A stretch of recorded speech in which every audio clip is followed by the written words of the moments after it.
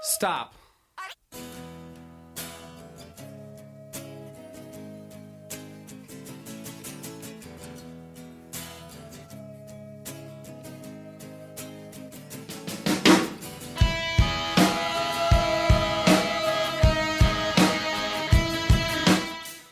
Whenever you find yourself passing knee shield, right, so a half guard where the person has opened their guard, moved their hips away a little bit, and they've put this knee on your shoulder, right, making it difficult to pass, a lot of times they'll be attacking this far arm.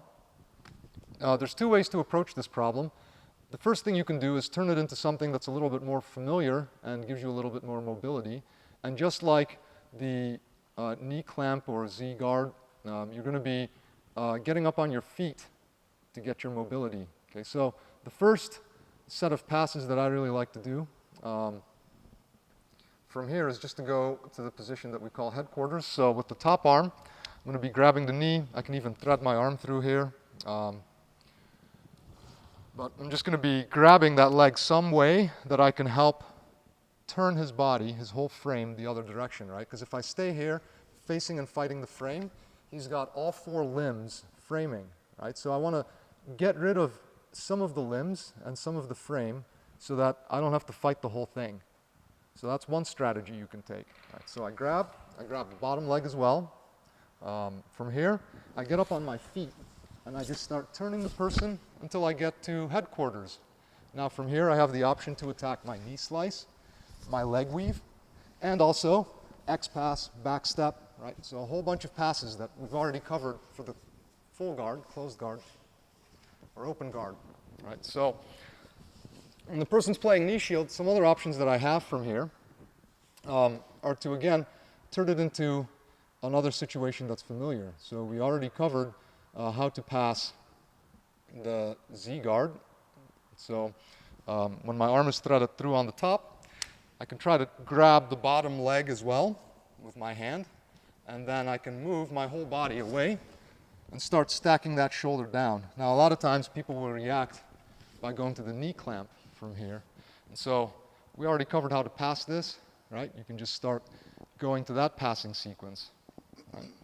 Now, if those two options are not really there or available, another thing you can do is instead of staying on the outside with your arm, right, and instead of trying to push the shoulder down, if those two options aren't working, right, you can start threading your arm inside and under. Now, if you're a higher belt, right, from here you have some really nice options, especially if you bring your arm over and you start torquing the knee here.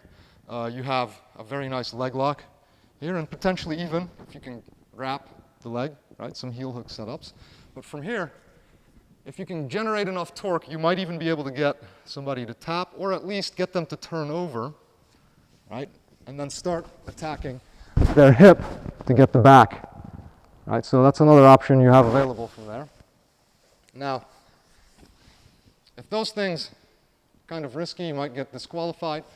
Right, from here, getting that underhook, I really want to make a connection to the upper body now to start passing, right? So again, I'm going to get on my feet, and now from here, there's two things that I can do that I really like to do.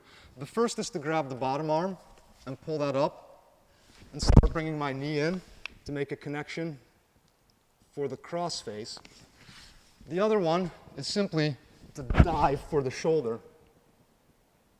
Now, once I've dived for the shoulder, I try to keep this leg up so the person can't really play an effective half guard, and all I have to do is figure out how to get my bottom leg out.